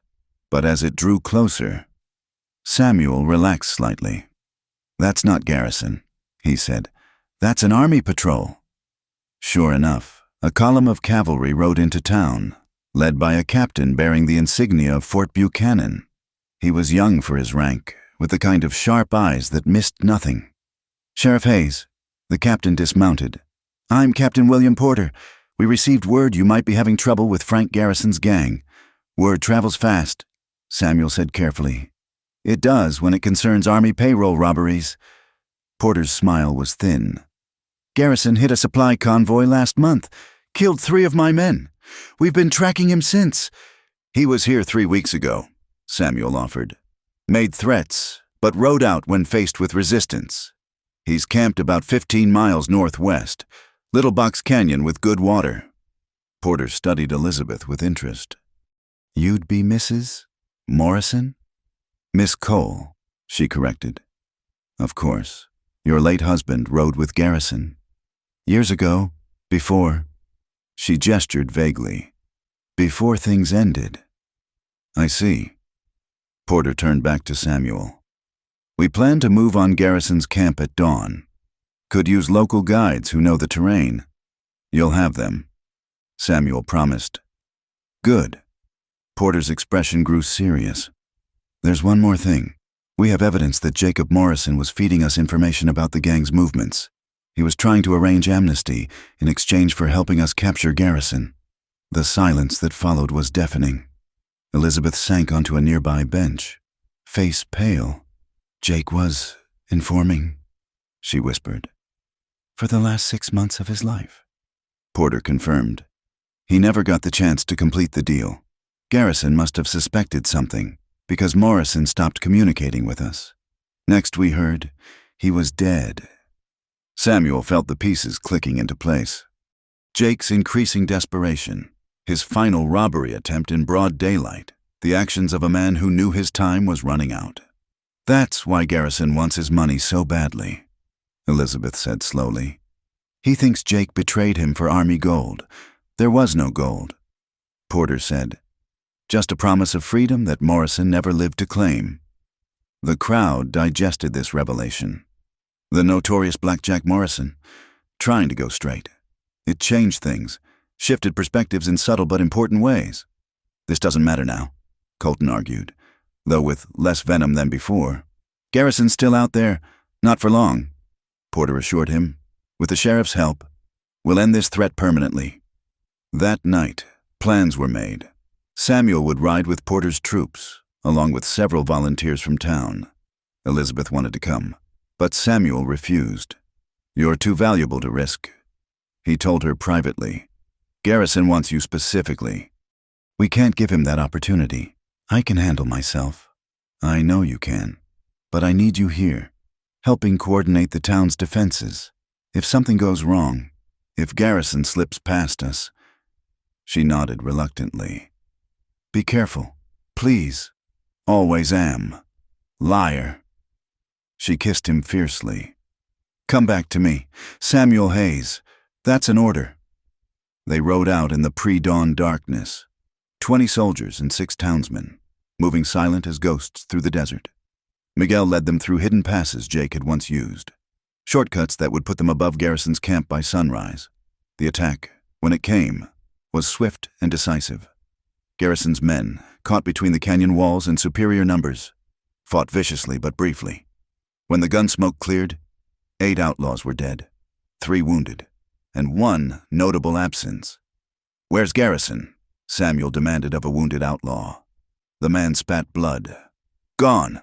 Rode out last night with 2 men." "Where? Where do you think? To get what's his?" Ice filled Samuel's veins. Cedar Ridge. They rode hard, but Samuel knew they were too late. Garrison had planned this. Let them find his camp, attack his expendable men, while he circled back to the real prize. The smoke was visible from miles away. Not the whole town, thank God, but targeted strikes. The sheriff's office was burning. So was Samuel's house. In the street, townspeople were fighting the flames while others stood guard, weapons ready. Elizabeth was in the thick of it, organizing bucket brigades with her usual fierce efficiency. When she saw Samuel, relief flooded her face, quickly replaced by urgency. "Garrison was here. He took Mary Patterson and the Garrett girl. Left a message." She handed him a scorched piece of paper. "Sunset, the old mine, the widow for the girls. Come alone or they die." Samuel crumpled the note. Around them, the town worked to save what could be saved. His house was beyond help. Everything he owned turning to ash. But that mattered less than the fear in Tom Garrett's eyes. The rage in Patterson's.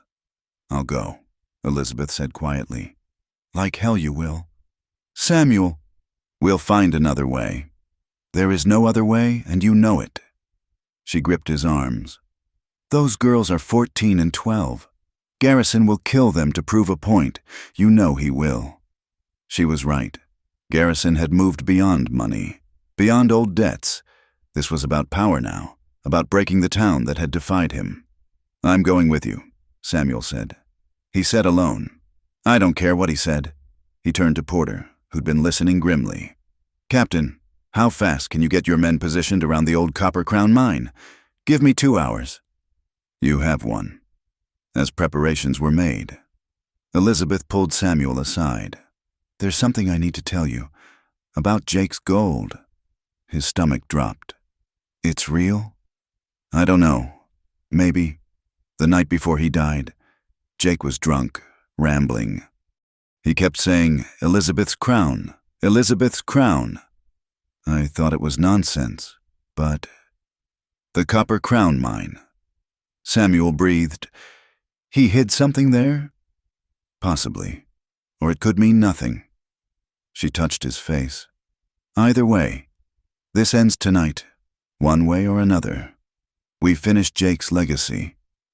The sun was a crimson wound on the horizon as they approached the abandoned mine. Elizabeth rode beside Samuel, back straight, face composed. She'd changed into a simple riding outfit, practical for whatever came next. The derringer was hidden in her boot, a larger pistol at her hip. Garrison waited at the mine entrance, flanked by his 2 remaining men. The girls were visible just inside the shaft, tied and gagged but apparently unharmed. "Sheriff," Garrison called out amiably. "And the lovely widow. Right on time." "Let the girls go," Samuel commanded. "They're not part of this. Everything's part of this now." Garrison's friendly mask slipped, revealing the killer beneath. "You humiliated me, made me look weak. That has a price." "Name it," Elizabeth said, dismounting. "What ends this?" "You do, darling. You come with me, nice and quiet. We ride out, nobody follows, and these girls go home to their families. And then," Garrison shrugged, "then you work off Jake's debt. However I see fit, however long it takes." "Frank," Elizabeth stepped forward. Jake's dead. Whatever happened between you, he was a rat, Garrison exploded. A yellow-bellied informant who sold out his brothers. And you knew? You had to know. I didn't. Not until today. Liar. He drew his gun, pointed it at the girls. But it doesn't matter. You'll pay for his sins. Unless... His eyes glittered. You tell me where he hid the gold. Elizabeth was quiet for a long moment. Then, Elizabeth's crown. Garrison's gun wavered. What? That's what he said. Elizabeth's crown. I think he hid it here, in the crown mine. You're lying. Maybe. Or maybe Jake was smarter than you gave him credit for. Maybe he knew you'd come for him eventually, so he hid his share where you'd never think to look. Garrison gestured to his men. Search the mine. It's a big mine, Elizabeth continued, moving subtly closer. Lots of shafts. Could take days to search properly, or, she smiled, I could show you exactly where. Samuel saw what she was doing. Buying time, creating opportunities. In the gathering dusk, he caught glimpses of movement. Porter's men getting into position. Show me, Garrison demanded. Elizabeth walked toward the mine entrance, passing close to where the girls huddled. In one smooth motion, she drew her knife, cut their bonds, and shoved them toward Samuel. Run! Everything happened at once. Garrison's gun swung toward Elizabeth. Samuel drew and fired. One of Garrison's men spun and fell. Rifle fire erupted from the surrounding rocks as Porter's men opened up. In the chaos, Garrison lunged for Elizabeth, caught her around the throat. They struggled at the mine entrance, his superior strength forcing her back into the darkness. Samuel ran after them, plunging into the shaft. The sounds of fighting echoed off stone walls. He rounded a corner to find them grappling for Garrison's gun. Shoot him! Elizabeth gasped. But they were too close together, moving too fast. Samuel couldn't get a clear shot without risking her. Then Elizabeth did something unexpected. She stopped fighting for the gun and instead grabbed Garrison's face, pulling him into a kiss. The outlaw froze, shocked. In that moment of stillness, Elizabeth's hand found the derringer in her boot. The small gun's report was muffled between their bodies. Garrison staggered back, looking down at the spreading red stain on his shirt. Jake taught me that, Elizabeth said coldly. Distraction before action. Garrison fell to his knees, gun slipping from nerveless fingers. The gold. There is no gold, Elizabeth told him. Jake spent it all trying to keep me safe from you. Every cent went to buying our way into towns where you couldn't reach us. Garrison laughed. A wet, choking sound. Then it was all for nothing? No, Samuel said, moving to Elizabeth's side.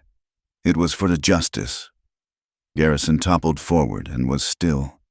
They emerged from the mine to find the battle over. Garrison's men were dead or captured. The girls were safe, sobbing in their father's arms. Captain Porter approached, taking in their dust and blood-covered appearance. Garrison? Dead, Samuel confirmed. Good. Saves the army a trial. Porter offered his hand. Thank you. Sheriff, Miss Cole, you've done the territory a great service. As the soldiers dealt with the aftermath, Elizabeth and Samuel stood apart, watching the last light fade from the sky. It's over, she said softly. Jake, Garrison, all of it, finally over. What will you do now? She looked at him, and despite everything, the violence, the fear, the weight of the past, she smiled. Now?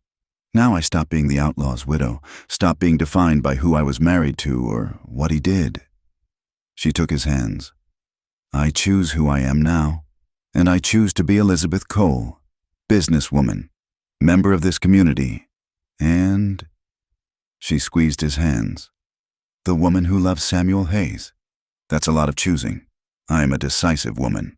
He kissed her then, there in the desert dusk with the ghosts of the past finally laid to rest. When they parted, she was crying and laughing at the same time. The sheriff took the outlaw's widow. She whispered against his lips. But her kiss felt like freedom, Samuel finished.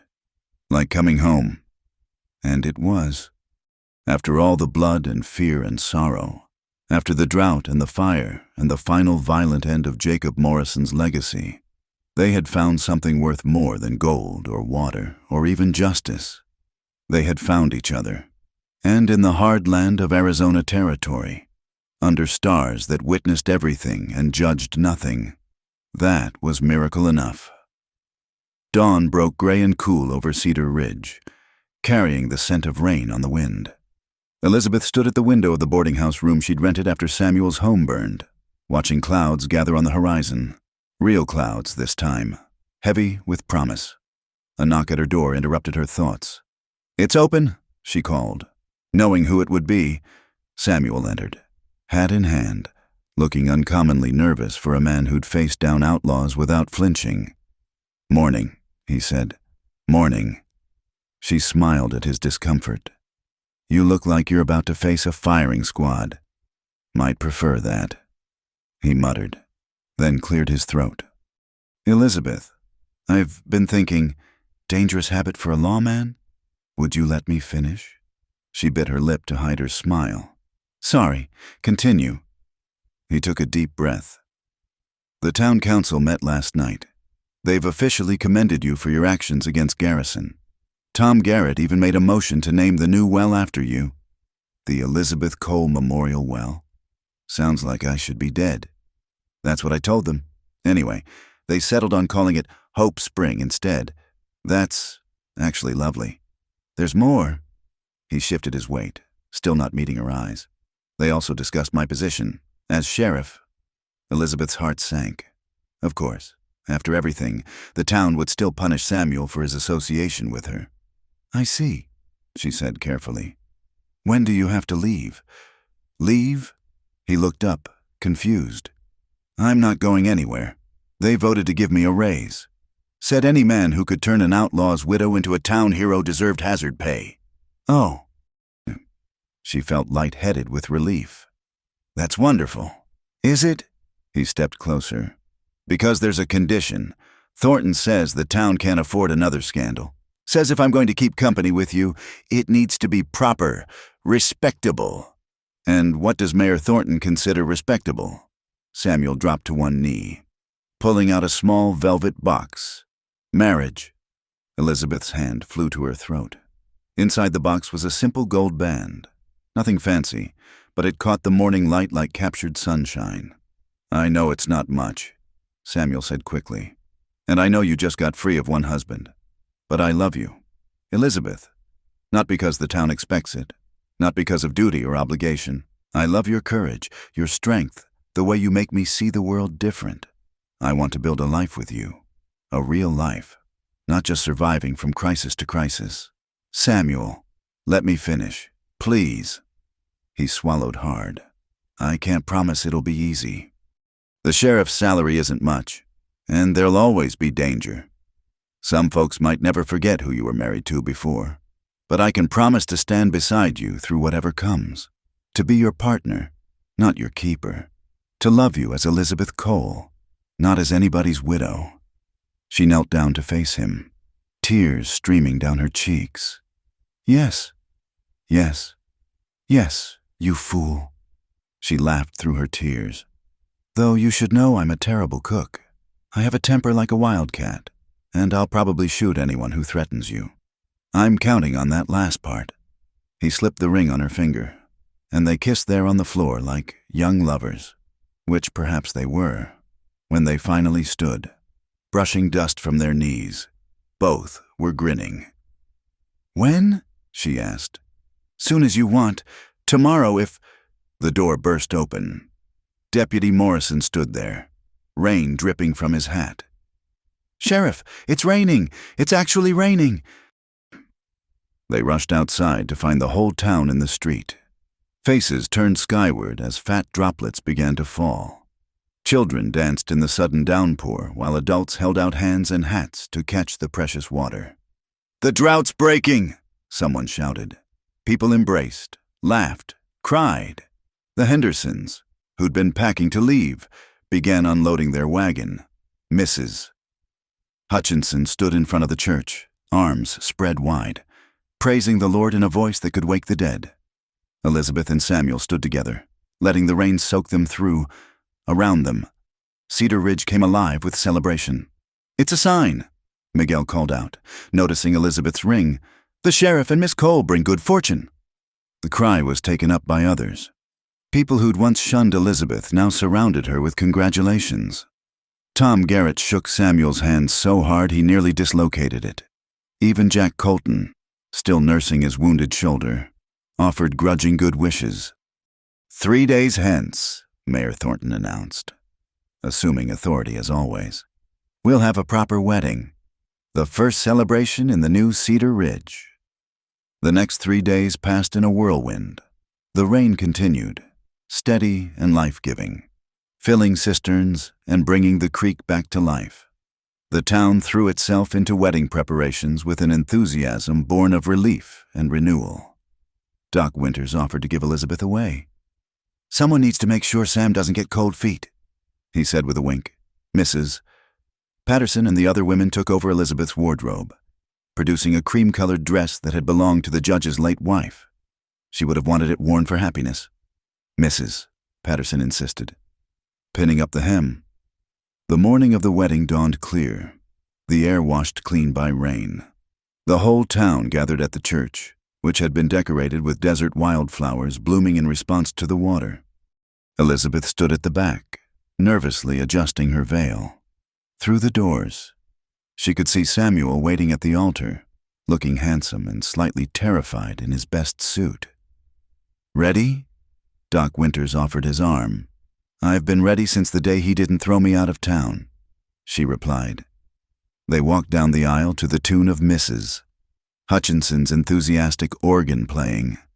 Elizabeth saw faces that had once shown her hatred now beaming with genuine warmth.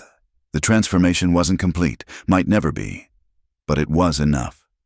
Samuel's face when he saw her made everything else fade away. He looked at her like she was water in the desert, sunrise after the longest night. Hope made flesh. Reverend Mills performed the ceremony with unusual brevity, perhaps sensing the charged atmosphere between the bride and groom. When he reached the vows, Elizabeth spoke clear and strong. "I, Elizabeth Cole, take you, Samuel Hayes, not as my keeper or protector, but as my partner, my equal, my love. I promise to stand beside you in drought and flood, in peace and conflict, in joy and sorrow, for all the days of my life." Samuel's voice was rougher, thick with emotion. "I, Samuel Hayes, take you, Elizabeth Cole, not as a responsibility or obligation, but as my choice, my heart, my future. I promise to see you always as you are, strong, brave, and free, and to love you without trying to change or contain you, for all the days of my life." "The rings?" Reverend Mills prompted. Miguel's youngest son scrambled forward with the rings on a pillow, grinning gap-toothed at the congregation. As Samuel slipped the band on Elizabeth's finger, he whispered, "No more widows, no more outlaws, just us, just us." She agreed. "By the power vested in me by God and the territory of Arizona, I now pronounce you husband and wife. Sheriff Hayes, you may kiss your bride." The kiss was tender, sweet, and brief. They'd save the passion for private moments, but the cheer that went up from the congregation could probably be heard in Tucson. The celebration that followed was like nothing Cedar Ridge had seen. Tables groaned under food somehow produced despite months of hardship. Garrett had opened his last case of good whiskey. The Mexican families contributed music, filling the air with guitars and joy. Elizabeth danced with what felt like every man in town, Doc Winters with surprising grace, Miguel with courtly dignity, even a grudging turn with Colton, who muttered, "You shoot pretty good for a woman." "You duck pretty slow for a man," she replied sweetly. But always she returned to Samuel, drawn like a compass to true north. They danced as the sun set, painting the rain-washed world in shades of gold and crimson. "Happy?" he asked, holding her close. "Happy doesn't begin to cover it." She looked around at the celebrating town. 6 months ago, I was sure I'd die alone and hated. Now you're stuck with a sheriff's salary and a town full of people who'll probably tell this story until we're both gray. "The sheriff took the outlaw's widow," she murmured. their private joke now transformed. But her kiss felt like the beginning of everything, he finished. Captain Porter, who'd stayed for the wedding, raised a toast. To Sheriff and Mrs. Hayes, may their courage in adversity be matched only by their joy in peace. The celebration continued late into the night, but eventually Samuel and Elizabeth slipped away. They'd rebuilt Samuel's house with help from the town, smaller than before, but sturdy and new, like their life together. On the porch, Elizabeth paused, looking back at the lights of Cedar Ridge. "No regrets?" Samuel asked. She turned to him, this good man who'd seen past her history to her heart. "Only one." His face fell. "What?" "That it took drought, death, and disaster to bring us together." She smiled. "Though I suppose that's fitting for Arizona territory. The desert has its own ways." He agreed, pulling her close. "Harsh but honest. Like us. Like us," he echoed. Inside their new home, Elizabeth noticed something on the mantel. A small framed photograph. It showed the two of them at the water spring, taken by the traveling photographer who documented the historic find. They looked dusty, exhausted, but triumphant. "When did you? Wedding gift from the town," Samuel explained. "Thornton said we should remember that from the worst drought can come the sweetest water. Poetic for Thornton. I think his wife wrote it." They laughed, and the sound filled their home with warmth. Outside, thunder rumbled in the distance, promising more rain. The drought was truly broken, both in the land and in their hearts. Later, as they lay entwined in their marriage bed, Elizabeth traced patterns on Samuel's chest. "What are you thinking?" he asked. "That Elizabeth Morrison died with her husband in that dusty street. That the woman who came to Cedar Ridge seeking nothing but survival found so much more." She propped herself up on an elbow. "I'm thinking that Elizabeth Hayes has a whole life ahead of her, and she can't wait to live it. With a boring sheriff who quotes law books and can't dance. With a man who saw her truly, who stood between her and the world's judgment, who helped her become who she was meant to be." They kissed then, deep and true. And if the ghosts of the past lingered in the shadows, they had no power here. This was a place of new beginnings, of love chosen rather than imposed, of partnerships forged in adversity and tempered by trust. The sheriff had indeed taken the outlaw's widow, but in the end, they had taken each other freely, gladly, and forever, in the Arizona territory, under skies that had finally remembered how to weep with joy. Samuel and Elizabeth Hayes began their greatest adventure yet, a life together, written not in the shadow of who they had been, but in the bright promise of who they would become. The end. Thank you so much for listening to this Wild West love story. I hope you enjoyed following Elizabeth and Samuel's journey from suspicion to trust, from drought to renewal, from loneliness to love. Where are you listening from? Please share in the comments below. I'd love to connect with listeners from around the world. Don't forget to subscribe to From Wild West channel for more tales of courage, redemption, and romance from the American frontier. What did you think of Elizabeth's transformation? Samuel's steadfast honor? The town's journey from prejudice to acceptance? Share your thoughts below. Your feedback means everything. Until next time, partners.